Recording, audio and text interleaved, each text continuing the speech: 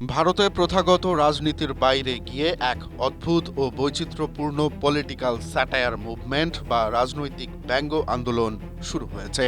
Social মিডিয়ায় আলোড়ন তোলা এই আন্দোলনের মূল দুই চরিত্র ককরোচ জনতা পার্টি সিজেপি এবং national parasitic front NPF. Gen Z অর্থাৎ তরুণ প্রজন্মের হাত ধরে তৈরি এই দুই দলই মূলত মিম আর কৌতুকের ছলে দেশের বেকারত্ব, দুর্নীতি ও শাসন ব্যবস্থার বিরুদ্ধে তীব্র প্রতিবাদ জানাচ্ছে। এই আন্দোলনের সূত্রপাত ভারতের সুপ্রিম কোর্টের প্রধান বিচারপতি সূর্যকান্তের একটি মন্তব্যকে কেন্দ্র করে। তিনি এক মামলায় বেকার তরুণদের আরশোলার সঙ্গে তুলনা করেছেন। এমন একটি খবর অনলাইনে ছড়িয়ে পড়লে তরুণদের মধ্যে তীব্র ক্ষোভের সৃষ্টি হয়।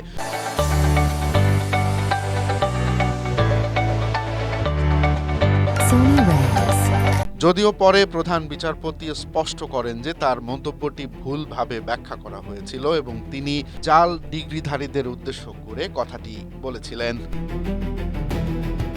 তবে ততক্ষণে ক্ষুব্ধ তরুণরা সংগঠিত হয়ে আম আদমি পার্টির সাবেক সোশ্যাল মিডিয়া কর্মী অভিজিৎ দীপকের নেতৃত্বে গড়ে তোলে ককরোচ জনতা পার্টি। নিজেদের অলস ও বেকারদের কণ্ঠস্বর দাবি করা এই দলটির ইনস্টাগ্রাম ফলোয়ার মাত্র কয়েক দিনেই ৯০ লাখ ছাড়িয়ে যায়, যা ক্ষমতাসীন বিজেপি সরকারের অফিসিয়াল হ্যান্ডেলের চেয়েও বেশি। সিজেপির কাউন্টার বা বিরোধী দল হিসেবে দ্রুতই আত্মপ্রকাশ করে ন্যাশনাল প্যারাসাইটিক ফ্রন্ট। এই দুই দলের মূল পার্থক্য হলো তাদের আদর্শে। সিজেপি নিজেদের আরশোলার মতো নিম্ন বর্গ মনে করে, যারা শত অর্থনৈতিক ও সামাজিক চাপের মুখেও টিকে থাকে। অন্যদিকে এনপিএফ একটু বেশি আক্রমণাত্মক। তাদের প্রশ্ন, সমাজের আসল পরজীবী কারা, শোষিত সাধারণ মানুষ নাকি ক্ষমতাবানরা? এরা অপরাধ মুক্ত সংসদ ও শিক্ষিত জনপ্রতিনিধির দাবি তুলছে। মজার ছলে তৈরি হলেও এদের নির্বাচনী ইশতেহার কিন্তু বেশ ইঙ্গিতপূর্ণ এবং দূরদর্শী।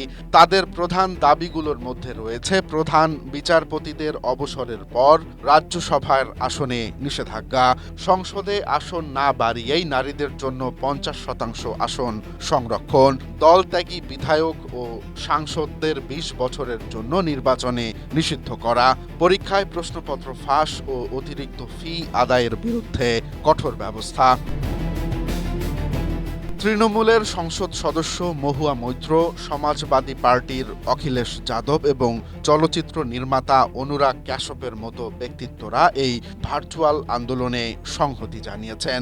যদিও ভারতের নির্বাচন কমিশনে এই দলগুলোর কোনো আনুষ্ঠানিক স্বীকৃতি নেই, তবুও তারা প্রমাণ করেছে যে শুধু লাঠি বা স্লোগান নয়, মিম আর ব্যঙ্গাত্মক রসিকতাও তরুণ সমাজকে জাগিয়ে তোলার এবং ক্ষমতাবানদের কাঠগড়ায় দাঁড় করানোর এক শক্তিশালী হাতিয়ার হতে পারে। Romance Talukdar, Asia post.